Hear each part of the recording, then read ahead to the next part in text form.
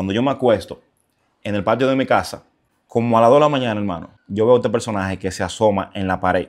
Al final allá tenía una ropa quemada, como una capucha y un libro, y empieza a hablarme. Entonces, yo me paro mismo también y yo siento que la boca mía se está quemando. Y el tipo me está hablando en otro idioma, en una lengua, pero yo entendía lo que él me decía. ¿Qué pasa? Cuando yo hablaba también, yo hablaba en otra lengua y él también entendía lo que yo le decía. Y el tipo me decía, me enviaron. Al día siguiente viene un hermano mío y me dice, loco, me soñé contigo, que tú estabas peleando con un demonio que estaba en el patio. Y el demonio estaba vestido de tal forma, la misma ropa que yo le vi. Y tenía un libro en la mano y te decía tal cosa, pero él te hablaba en una lengua y tú también a él. Dios mío. Y cuando tú hablabas, tú botabas fuego y lo quemaba. Yo veía que tú botabas un fuego y lo quemaba.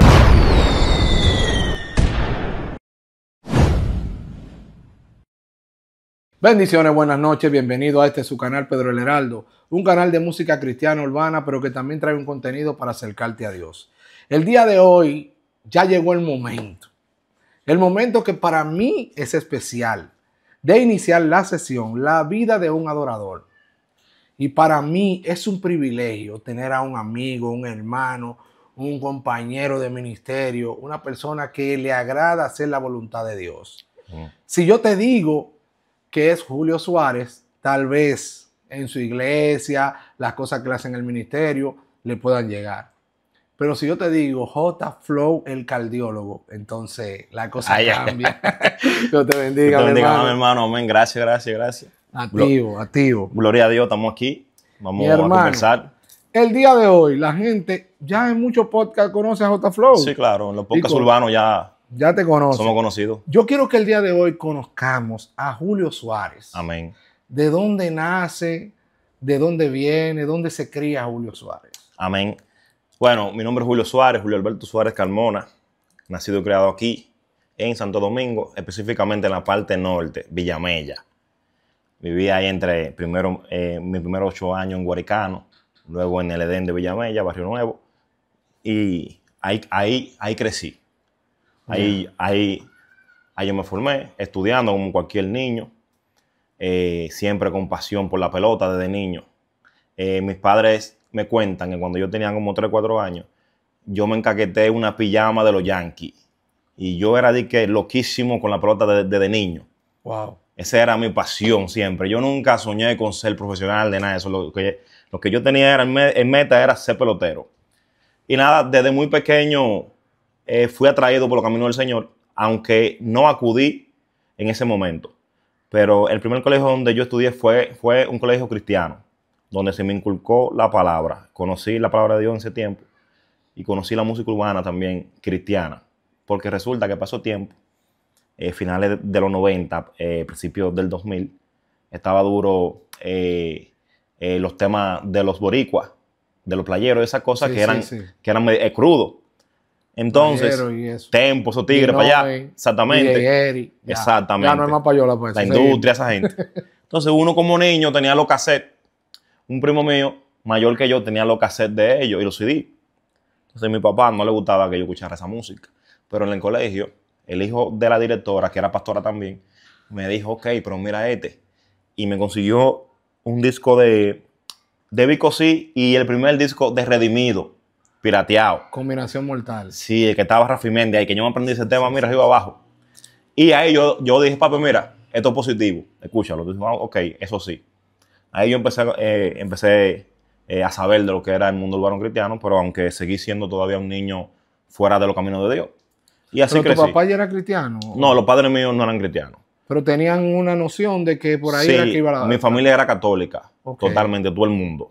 Okay. Pero yo siempre, aún siendo niño, nos enviaban, ¿cómo se llama esto? Lo que hacen los católicos para formar los niños. Catecismo. Catecismo, sí. Yo siempre decía, cuando yo vaya a buscar a Dios va a ser por el lado cristiano, por lo evangélico. Yo decía eso así. Sí. En mi ignorancia decía yo eso. Porque lo que yo estaba viendo en el colegio, o sea, yo me sentía más atraído. ¿Qué pasa? Fui creciendo, jugando pelota también. Cuando tenía como 12 años, 13, 12 años, había un joven que era cristiano, de lo más grande, de lo que estaba en la liga de, ¿cómo se llama? Juvenil. Y yo estaba en los infantes. Preinfantil. Sí. Y ese muchacho, él era cristiano, él le dio para mí. Él del grupo entero me predicaba a mí. Wow. Y era encima de mí, encima de mí, encima de mí, insistiéndome. Y yo como que lo que veía, tú sabes, como que ve. Hasta que un día me llevó a un culto ya, a su iglesia. Todo bien, pero yo después como que no seguí yendo. Y él me dijo un día, oye, mira, yo te voy a dar banda, pero empieza a conocer la palabra de Dios y ora y te vas a acordar. Lee, lee la Biblia, ora, habla con Dios. Y eso se me quedó ahí, hermano mío. Wow. Pero la primera semilla que yo tuve en mi corazón fue cuando yo tenía como 7, 8 años, que en el colegio cristiano los viernes hacían una capilla. Entonces, hicieron una actividad que teníamos todos que aprendernos un verso bíblico. Y el primer verso que yo me aprendí fue Proverbios 4:23. Sobre toda cosa guardada, guarda tu corazón porque de él mana la vida. ¿Qué versículo? Mano, eso se me quedó a mí y esa ha sido la base de mi vida. O sea, la base. Porque verdaderamente en el corazón es el asiento de los procesos. Así es. Y nada, fui creciendo, atraído por la música urbana al mismo tiempo. Pero antes de que te atrayera la música urbana, ¿hubo algo que pasó en tu vida que tú dices, hoy yo soy un siervo de Dios porque yo creo que Dios me cuidó, me salvó de tal cosa? Sí, claro. En ese lazo de la adolescencia, te digo entre los 12 y 16 años, más ahí. ¿Qué te digo? Tú sabes que los jóvenes, y más ya para estos tiempos, después del 2000, 2010 para acá, ya la vida es más rápida que antes. Es más acelerado. Quizá un niño en los 80 era más inocente que un niño ahora. Entonces uno vio cosas y uno quizás vivió cosas temprano, o sea, que hicieron que esa parte inocente se fuera temprano. Se desarrollara mucho. De niño, ajá. Entonces yo tenía unos amiguitos medio afinados que no era que ellos estaban en nada malo, de que uff, pero que tampoco eran cristianos, ¿me entiendes? Entonces ya yo era un poquito impulsivo. Yo era un tipo de un temperamento, un joven de un temperamento demasiado impulsivo. Yo era tranquilo, pero si me escuchaban un chin, yo peleaba. Tú eras de ese calladito que si lo revolteaban no había problema. Exactamente. Entonces tú sabes que los adolescentes viven muchas cosas íntimamente que quizás no la hablan. Y uno pasa mucho proceso, el proceso de estima, de baja estima, de falta de aprecio. Del querer pertenecer. Del querer ser el que brilla en el coro de la muchachita. Exactamente. Todo eso uno lo pasa. Nadie está exento de eso. El que dice que no. Entonces, uno hacía cosas. Un ejemplo, uno hacía cosas que no eran propias de uno. Como un ejemplo, darle un ejemplo, un fotazo a uno. Y buscar problemas. Como sí, para que dijeran, oye, fulano es guapo, es rabia. ¿Qué sucede? O sea, en grupo nos metimos en problemas con varios sitios, o sea, con varios grupos de varios lugares. Sí. Y había un amigo mío, vecino, que él y yo peleamos un año atrás. Y él buscó de Dios. Ya yo tenía como 15 años y 16. Y él se me acerca porque él conoció a Dios. Y me dice, oye, yo te quiero pedir perdón y te quiero invitar a la iglesia y quiero que seamos amigos de nuevo. Dios mío. Y ahí yo digo, está bien, vamos. Él me invitó. Dijo, yo te quiero presentar a una muchacha ya. Ese fue el gancho de él. Pero yo le dije al loco, no, tranquilo, vamos a la iglesia porque no es necesario eso, vamos, tú me invitas y vamos. Y yo me llevé a par de los panas míos. Por si acaso. Nos llevamos como 8 de ellos. Y empezamos a ir a la iglesia, mi hermano, todos los sábados. Al culto de jóvenes, no, todos los sábados. Sí. Nosotros íbamos al culto y del culto sabíamos salir para un party de Marquesina, tú sabes, esos tiempos. Lógico. Sabíamos salir todos los sábados al culto de jóvenes. Entonces yo como que me fui viendo como atraído realmente por Dios. Y Dios empezó a llamarme. En ese tiempo, la abuela mía, la madre de mami, cayó enferma con cáncer pulmonar. Wow. Y yo le dije al Señor, en mi ignorancia, buscando a Dios en ese tiempo, le dije, dale un chance. Y Dios me mostró que Él es real. Y le hicieron un segundo estudio. Salió negativo. Wow. Y la abuela mía vivió después de eso 10 años de vida. Después de eso. Dios mío. Entonces yo vi como que Dios me estaba llamando ya de manera directa. Hasta que un día, en el 2009, un sábado, yo me dije a mí mismo, yo dije, ya, hoy es el día. Compré una camisita, una vaina, los muchachos estaban en un coro, lo dejé plantado, me estaban tirando, ¿qué dónde tú estás? Sí, ok. Yo tranquilo, no le dije nada, porque yo dije, si le digo, hacen cualquier vaina para que yo no coja para acá. Me fui para mi culto, hermano mío. Allá cuando concluyó el culto, yo dije, ¿qué es lo que hay que hacer? Quiero a Dios en mi vida. Y eso se fue abajo ahí, porque eso como que estaba esperando ya, porque ya yo era como parte de allá, ¿tú me entiendes? Sí. Oraron por mí y de ahí... Tú eras un miembro pasivo. Yo era un miembro pasivo, básicamente, pero un día, mano, quizá poca gente recuerda eso. Uno de los grupos con los que nosotros tuvimos problemas, en diciembre, antes de ese año, estábamos saliendo de un culto especial de Navidad. Y venía el grupo, mi hermano, con machete, con de todo, para encima de mí. Y gracias a unas siervas que estaban ahí conmigo, a mí no me hicieron de todo, muchachos. Dios mío. Sí. Porque ya ustedes habían tenido un problema. Nosotros tuvimos un como problema. Tú tenías una cierta doble vida, ¿verdad? No, porque ya y no. Yo no era cristiano. Aún no. Eso fue antes de eso. Eso era cuando tú visitabas. Sí, cuando yo visitaba. Ya. Entonces fueron cosas que yo entendí que Dios me estaba llamando, porque nosotros, como un mes atrás, en el carro de uno de los panas míos, con los vidrios negros, oscuros, agarramos uno de ellos y lo metimos en el carro y íbamos para un play. Y le dimos una pela ya, muchachos. Ya. Y yo tuve un par de problemas con un par de gente, que esas son cosas que quizás yo nunca la he hablado así. Wow. Que después de yo convertirme, yo fui y le pedí perdón. Dios mío. Sí. Es fuerte, mi hermano. Oh, muchacho. Porque no todo el mundo entiende el perdón. Porque todo el mundo dice, tú me vas a pedir perdón después que me diste. Exacto. ¿Entiendes? Pero ahí es que el Espíritu Santo trabaja. No, claro. Y convence al otro de que es un perdón sincero que se está pidiendo. No, y como ellos vieron que yo ya estaba, que ya yo no estaba peleando con nadie ni nada de eso. O sea, que estábamos ya diferentes. Fue algo real y entonces, bien. ¿qué empezó a pasar? Porque tú sabes que el enemigo no se va a quedar de que se convirtió Julio Suárez y está Julio, todo se convirtió bien. Julio. Ya, todo está bien, ya le pertenece a Dios, ya no puede... No, ahí es que el enemigo empieza a atacar. Sí. ¿Qué cosas te pasaron en tu juventud en la iglesia? Bueno, yo me convertí entre 16 y 17 años, más o menos, por ahí. Yo estaba en la pelota full, haciendo trayado y todo. Pasaron muchas cosas, hermano, porque la familia mía, específicamente la de mi mamá, viene de una raíz espiritual muy delicada, en el sentido de que son gente que tenían altares y vainas, de muchas ataduras. Yo creo en el mundo espiritual, mi hermano, porque yo vengo de... O sea, el mundo espiritual, en mi casa pasaban cosas que eran como de una película de terror. ¿Qué pasa? Cuando yo me convierto... No, pero espérate, ¿qué era lo que pasaba? Un ejemplo, yo me convierto. Empiezo a experimentar lo que es el bautismo del Espíritu Santo, porque eso es bíblico. Le digo, Señor, tengo como 4 meses yendo a la iglesia normal y no siento nada. Yo veo a esta gente que hablan de que Dios habla, de que Dios se mueve, la presencia de Dios y todo. Yo no siento nada. Hay un día un predicador invitado y yo le digo, Señor, yo quiero que hoy tú me bautices en tu presencia. Y el predicador ahí mismo, eso fue instantáneamente, él dijo, aquí hay gente que le está pidiendo el bautismo a Dios. Wow. Y yo fui impactado, hermano. Mira, se me metió algo por el pecho que me puso sensible, que yo me puse que no sentía nada, muchachos. Y fue lágrima. Ese día hubo un antes y un después. Entonces se me abrieron los ojos espirituales. Una experiencia que yo viví.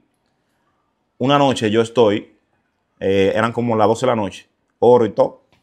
Cuando yo me acuesto en el patio de mi casa, el patio tenía una pared al final. Yo estoy ahí que no puedo dormirme. Pero ¿qué es lo que pasa? Como a las 2 de la mañana, hermano, yo veo este personaje que se asoma en la pared, al final allá. Pero yo estoy despierto. Eso no fue un sueño, eso fue una realidad. El personaje tenía una ropa quemada, como una capucha y un libro. Y él se tira de la pared hacia el patio y empieza a hablarme. Entonces, yo me paro mismo también y yo siento que la boca mía se está quemando. Que cuando yo hablo, yo sentía como que, o sea, como que la boca como que se me quemaba. Wow. Y el tipo me está hablando en otro idioma, en una lengua, pero yo entendía lo que él me decía. ¿Qué pasa? Cuando yo hablaba también, yo hablaba en otra lengua y él también entendía lo que yo le decía. Pero cada vez que yo hablaba, yo sentía como que o sea, como un fuego, lava, como un fuego, lava un fuego, en sí, la un boca. fuego, un fuego, un fuego, un fuego. Wow. Y el tipo me decía, me enviaron para y tengo que entrar. Y él estaba ahí, muchacho, y estábamos ahí en guerra, en guerra, en guerra. ¿Qué pasa? El personaje se sentía como ya cansado y agarró una silla que estaba en el patio y la lanzó hacia allá. La silla, una silla de hierro. Yo pensaba que se iba... Nadie escuchó nada. Nada, el asunto es que yo, señor, reprende a este personaje aquí. Se disipó en mis ojos, hermano, así como si fuera humo. Dios mío. Nada. Yo me acosté tranquilo, en paz, en Cristo. Al día siguiente viene un hermano mío y me dice, loco, me soñé contigo, que tú estabas peleando con un demonio que estaba en el patio. Y el demonio estaba vestido de tal forma, la misma ropa que yo le vi. Y tenía un libro en la mano y te decía tal cosa, pero él te hablaba en una lengua y tú también a él. Dios mío. Y cuando tú hablabas, tú botabas fuego y lo quemaba. Yo veía que tú botabas un fuego y lo quemaba, hermano. Mira, yo siento a Dios loco aquí. Wow. Dios mío.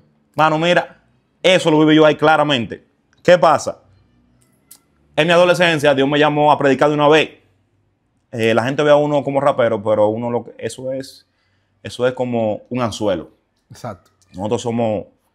Nosotros es predicar la palabra, evangelizar, es el fuerte nuestro.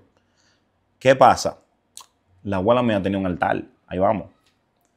Y yo me puse en secreto, para que la gente crea en el mundo espiritual, hermano. Esto es real.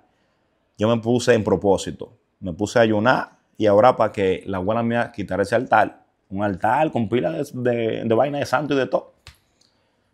Mano, a los par de días de yo estar orando, viene un hermano mío y me dice, loco, te mandaron a decir algo a través de un sueño que yo tuve. Yo, ¿qué pasó? Vinieron 3 personajes y se alojaron en el plato de al lado. Y yo le pregunté por qué ellos no cruzan para acá. Y ellos dijeron que no podían cruzar porque había una barrera. Wow. Eso quiere decir que los que temen a Jehová, el ángel de Jehová, Acampa. alrededor de lo que le teme y lo defiende. Entonces, y le dijeron, no, dámele este mandado a Julio. Dile a él que él no nos va a sacar a nosotros de donde la abuela suya. Mira, para que tú veas, loco, que nosotros tenemos más poder que él. Mandaron ese mandado, o sea, para que yo me sintiera, qué sé yo, como con Atemorizarte. Ajá. Mano, ahí fue que yo le di loco a eso, de verdad. Ahora fuerte, hasta que la abuela mía ya en sus últimos días, ella voluntariamente mandó quitar ese altar, ella sola. Dios mío. Y se convirtió también. Entonces, mano, el mundo espiritual es real, loco. Real. O sea, tú venciste una batalla y ganaste la guerra. Mi hermano. Amén, amén. Porque el final fue que sean salvos tú y tu casa. Y tu abuela Exacto. pertenecía al propósito. Exacto. Mira, fue salva. sabes que yo en la iglesia yo he ido viendo muchas cosas desde que yo me convertí de temprano.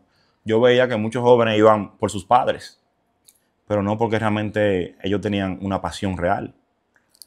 Y yo, sin tener mis padres ahí, estando en un ambiente totalmente contrario, viniendo del mundo, cuando tú conoces a Dios, mi hermano, el que conoce a Cristo, el que pone su mano en el arado, realmente no retrocede, de verdad. Así es. Por más, y te voy a decir una cosa, nosotros hemos vivido aquí de todo. Nosotros hemos pecado, hemos caído dentro del evangelio, hemos pasado procesos en todos los aspectos, emocional, económico, en todos los sentidos, hermano, y hemos aguantado ahí porque dice la palabra que los que esperan en Jehová son como el monte de Dios, de Sión, que no se mueven, sino que permanecen. Amén. Y que los jóvenes caen, pero los que esperan en Jehová recibirán, ¿cómo se llama? ¿Cómo que dice? Se renovarán fuerzas. Sí. ¿Qué pasa, brother? Tú sabes que eso que tú dices me choca porque mis hijos tienen la mitad del pleito ganado porque yo lo estoy instruyendo al camino. Amén. Pero tú y yo, nadie nos instruyó. Exactamente. Nosotros venimos de un mundo distinto. O sea, no solamente del mundo normal de bebida, alcohol y que sé yo qué, también de la idolatría. Exacto. De altares, de cosas que lamentablemente dice que mi pueblo perece por falta de conocimiento. No es que eso no exista, porque de lo sobrenatural sale a lo natural. Todo lo que nosotros estamos viviendo ahora mismo, primero se creó en lo sobrenatural. Se manifestó en lo sobrenatural, claro. Entonces, no es fácil cuando tú vienes en una carrera desde el inicio donde están los trabatidores. Porque hay algunos que la carrera la inician ya cuando tienen medio metro. Exacto. O tienen 2 palos de luz, como en la carrera de motores, sí. que te dan 2 palos de luz. No, nosotros no fue eso. Nosotros fue armando el motor, armando el equipo de la carrera, para después iniciar la carrera. Wow. Por ejemplo, ya los niños tienen 2 palos de luz. Exacto. Porque tienen a una mamá y un papá que lo instruye. Pero nosotros vinimos. Cuando yo me convertí la primera vez, mi mamá me dijo, con Dios no se juega. Mi mamá me dijo, no. Así te dijo. Me dijo, porque ella era católica. Sí. Ella es católica. Empedernida. Y le gusta su catolicismo, pero entonces ella entendía que meterse a la iglesia evangélica era como relajar. Jugar con Dios. Y más sabiendo con todas las cosas que a mí me gustaban. Sí. Entonces ahí es más difícil. Jota, entonces, háblame de qué fuiste desarrollando en la iglesia. ¿Cuáles son los ministerios? Porque cuando uno tiene una convicción de Dios, uno no se limita a ser ujiel, a ser líder de joven, a ser... ¿Qué funciones tú has trabajado en la iglesia? Mira, quizá el que me ve ahora ve a un Julio, J. Flow, como tú quieras decirme. Sí. Extrovertido, sin miedo, sin temor, pero yo era súper tímido, mano. Yo era tímido, pero al extremo. Y eso era producto quizás de la baja estima, qué sé yo, muchas cosas. ¿Qué pasa? El asunto de la música y eso, llegar a la iglesia fue trabajando esa área. Yo me había atraído de una vez por la predicación, desde temprano. Eso fue desde temprano. Que te digo a ti que cuando yo me bauticé, el sábado siguiente hicieron un culto improvisado. Allá dijeron, vamos al culto improvisado hoy. Vamos a sortear las partes y se las vamos a dejar a ustedes para que ustedes cojan. Y lo que te toque, eso tú haces. Wow. Mano, cuando yo metí la mano, a mí me tocó la prédica ese día. Dios mío. Oye, un tipo como con 7 meses convertido, un chamaquito. Y yo mismo fui a la Biblia porque yo de una vez de que me convertí, fue conociendo la palabra de Dios, leyendo la Biblia a diario. Y yo ya sabía que yo podía hablar. Y prediqué, mi hermano, un mensaje como de media hora. Entonces, me había traído por eso. Tú sabes que el que viene del mundo, dice la Biblia que el que mucho se le perdona, mucho ama. Amén. Por eso es que yo apuesto mucho y confío mucho en los llamados de las personas que conocieron la tiniebla espesa. Porque esas personas saben lo que se siente vivir atado realmente por el diablo en el mundo. Pero hay muchos evangélicos que han crecido en un ambiente tranquilo, espiritualmente hablando, que no sienten esa pasión.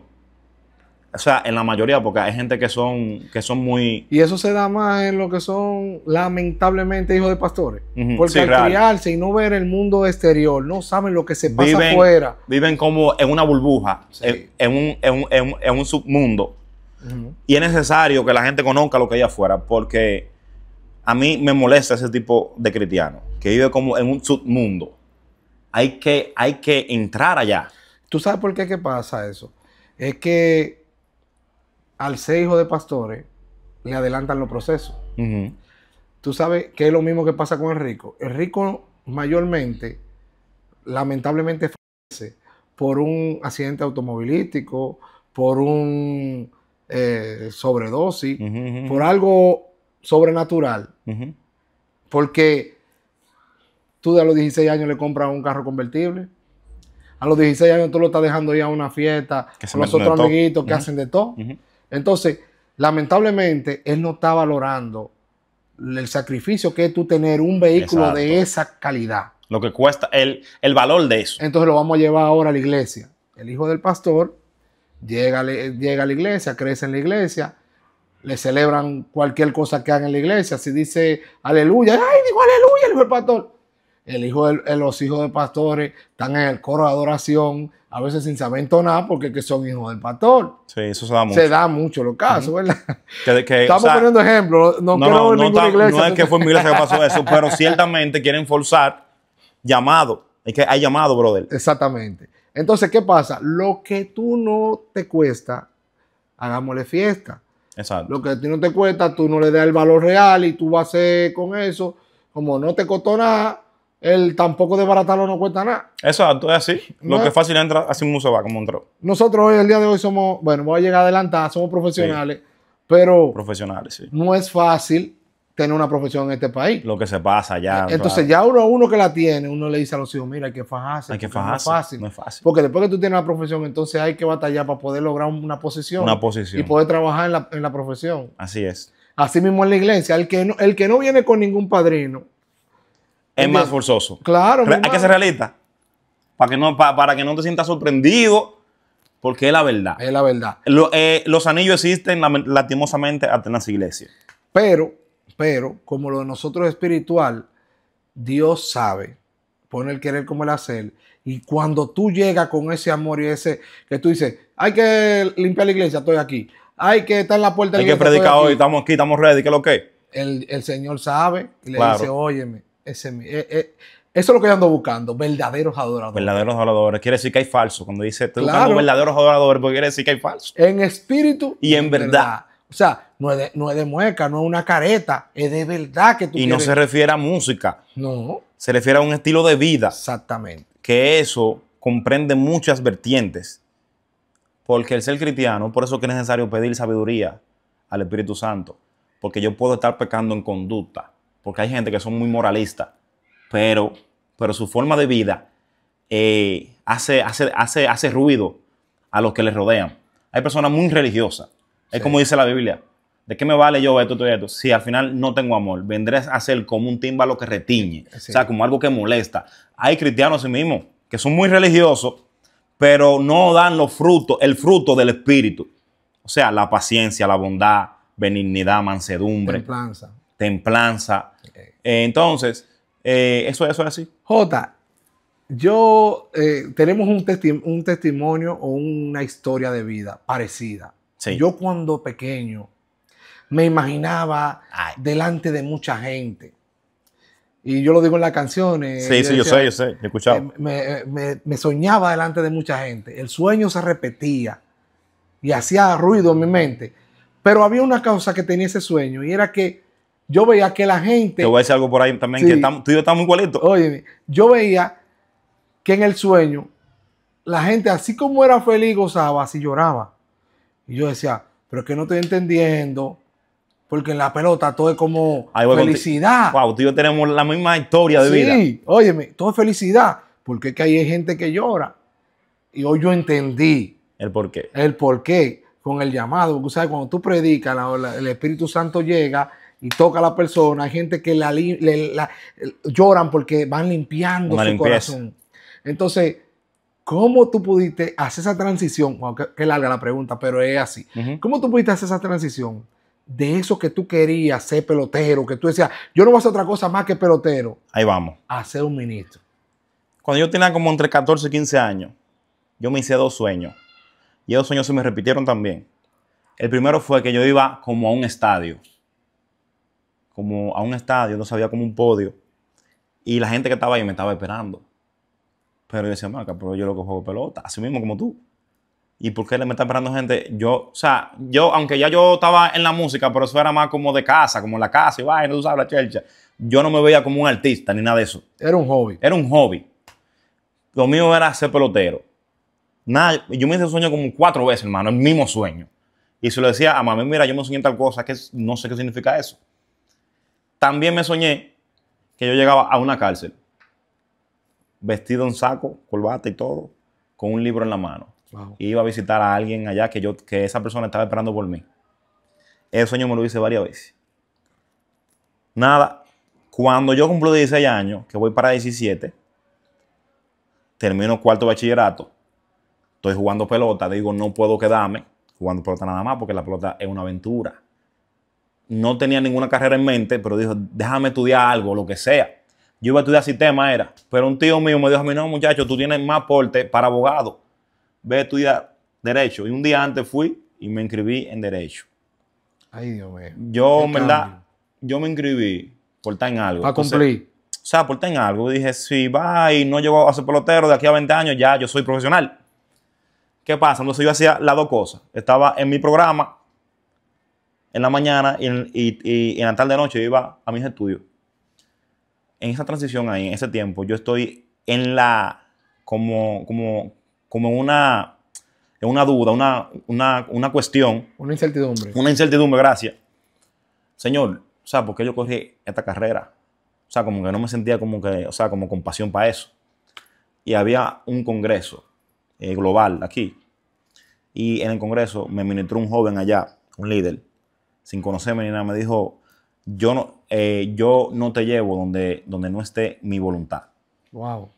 Y fue encajado totalmente a esa inquietud que yo tenía. Dios mío. Y nada, seguí estudiando. La pelota, yo un día hice un estrellado, ¿verdad? Y el scout que me vio me dijo, oye, tú necesitas un par de libras más. Porque yo jugaba infield, tercera base más. Yo corría pila. Me dijo, tú corres bien y todo eso. Aumentame un par de libras más y hablamos un tiempo. ¿Qué pasa? Cuando yo le digo eso en mi casa, sentí como que como que no me hicieron caso. Y yo me quillé y dije, no voy a jugar más. Eso fue así. No relajes. Brother. Y yo haciendo estrellado casi diario. Tuve una oferta en un momento de un equipo, pero no se tomó. ¿Qué pasa? A los 2 o 3 meses de eso, estoy quitado de la pelota. Viene el manager mío, me zancajeó por todos lados y me buscó. Me dijo, oye, ponte ready, que te vamos a presentar a un equipo dentro de 2 semanas. O sea, tú medio quitado. Yo incómodo. quitado de la pelota, quitado, que no estaba haciendo nada ya. Empezaste a estudiar Derecho, Sí. pero con todo y eso tú seguías jugando Seguía la en la pelota, sí. Viene siendo la pelota tu prioridad y el derecho tu hobby. Era exactamente. El derecho Para era cumplir. para cumplir, que yo siempre tuve pendiente que yo no podía ser un pelotero sin formación, porque para mí es un poquito como medio triste ver a estos peloteros con mucho dinero que no saben hablar. Sí. Entonces yo decía, yo tengo que tener formación aunque llegue a ser un atleta. O sea, tú quieres hacer la diferencia. Yo quería hacer la diferencia. Wow. Entonces, ¿qué sucede? Estoy en las dos cosas. ¿Qué pasa? Ese manager, cuando yo estoy quitado, que tengo como 3 meses quitado, va a mi casa y me busca, me dice, te vamos a presentar a un equipo en tal lugar en 2 semanas. Un lunes después de eso. Nada, yo estoy ready, yo me pongo a correr de todo, hacer todo. El domingo antes de ese lunes, yo le dije, señor, yo no sé si verdaderamente, porque ya yo estaba en los caminos, más metido y todo, si yo tengo que ser pelotero en verdad. Yo te voy a dejar esto en tu mano. Guíame y muéstrame el camino. Mano, yo me acosté muy normal. Muy bien, nítido. Ready para el día siguiente. ¿Y qué sucede? Yo me sueño, mano, que yo estoy en un play. Y en el play yo estoy corriendo. Y entra un señor con muchas cadenas. Y el señor lleva como un cofre en la mano. Y cuando él entra en el play, yo veo que él va donde los muchachos. Y donde el manager mío le pregunta, ¿dónde está fulano? Y dije, mira allá dónde está. Entonces él empieza a correr hacia donde mí. Y yo lo veo como una persona como extraña, raro. Entonces yo empiezo también a correr. Y me alcanza, me dice, mira. Y se me pone de frente. Abre eso ahí. Cuando lo abre, había muchas joyas. Elige. Entonces del otro lado había como un pañuelo súper blanco, como una tela. Y tenía un libro de por medio. Si eliges esto, mañana mismo te van a dar el contrato inesperado. Ay, Dios mío. Así me estaba diciendo, pero tú sabes que tú vas a ser mío. Ay. Hermano, y él mismo vino de que un personaje, otro, y me dijo, no le hagas caso, y lo empujó al tipo, y ahí yo desperté. Bro, cuando yo despierto, yo tenía una fiebre en 40. El mismo día le he trayado. Ajá. Oh, Dios mío. En la madrugada. Yo no fui para ningún lado porque no pude. Fue que no pude ir. Yo duré como 2 semanas así. En cama, brother. Con una fiebre. Y después de eso dije, no voy a forzar con eso. Después de eso yo volví a jugar pelota, pero por hobby. Ahora es que el sueño fue claro. Sí. La riqueza, la prenda y eso te iba a... Mano, eso fue una cosa increíble, loco. O sea, como que eso fue una respuesta directa. Yo después de eso, al tiempo, volví a jugar pelota, pero por hobby. Equipo así que hacíamos así. Pero más nunca intenté de que buscar firme de eso. Y mucha gente se molestó conmigo. Porque yo tenía, ¿me entiendes? La madera para eso. Yo hacía 6 flalas, 60, loco. Pero tú eras una pluma. Nada, entonces, después de eso... ¿Y el bate? Bueno también. No, yo imagino. Y nada, pero Porque si ellos viendo que tú te desapareciste un tiempo y te llaman, trayado, me cayeron atrás y que todo. sabían que estabas ready. Sí. Wow. ¿Qué sucede, manito? Seguí entonces, me puse a estudiar de verdad, porque yo estaba estudiando, nunca que me materia ni nada, pero lo hacía como por cumplir. Pero tú sabes que hay algo. Dime. Vamos a hablar claro lo que la gente dice. Sí. ¿Qué es tan difícil para un cristiano ser un licenciado en Derecho? Nada, sigo en mi carrera de Derecho. Me pongo full para eso. Terminé en el tiempo correcto. Porque tú nunca sabes lo dejé que dicen, materia. ¿verdad? Los abogados, ¿verdad? Sí, ahí voy. El abogado no tiene que mentir. Es una mentira garrafal. No es necesario mentir porque yo nunca he hecho nada indebido en un caso de lo que he trabajado. Eso es mentira, no es necesario. Los casos yo los selecciono. Si hay un caso que compromete mi moral y mi fe, mi principio, yo no lo tomo. Duro. Pero la gente no entiende el tecnicismo legal. O sea, el derecho es como un juego de ajedrez que muchas veces no va a prevalecer la justicia en el derecho, sino el que mejor jugó y planteó las piezas, el que mejor hizo la movida procesal. Entonces, por eso a veces la gente entiende que si a esta persona que hizo tal cosa le cayeron 5 años y eran 20, fue que quizá su contrincante no pudo presentar una teoría jurídica que pudiera destruir la adversa. Porque esto es un juego. Entonces, o sea, que alguien que vaya a trabajar un caso contigo tiene que saber, vamos a suponer, tú haces casos penales. sí, claro, Okay. He trabajado casos penales, claro. Ok, el tipo vende sustancia ilícita y lo agarran con eso en la mano. Sí. Hay abogados que no le importa atrás del efectivo a buscar la forma de cómo contaminar esa evidencia para que el tipo salga libre. No, tú eres un tipo que dice, tú estás dispuesto a que yo pueda conseguir la condena más bajita sabiendo tú lo que hiciste, por ejemplo, o algo así. Si alguien que lo están acusando, un ejemplo, va a poner si una persona que fue tomada, apresada, utilizando sustancia porque es consumidor, Ok. y le quieren imponer una pena como si fuese un distribuidor, entonces ya yo puedo defenderlo en base a esa tesis.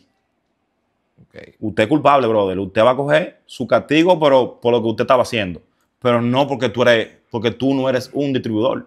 ¿Me entiendes? Sí, porque eso es algo sencillo. Se dan casos que van al sitio donde se está mercadeando eso, porque ya hay una llamada de que el sitio está caliente y hay que llevarse a alguien.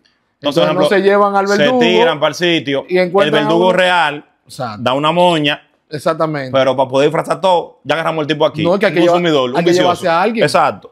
Entonces, eso se da mucho aquí. Es un ejemplo. No es lo mismo homicidio que asesinato. No. Es una tipificación distinta. Asesinato es algo más agravado porque conlleva premeditación y acechanza.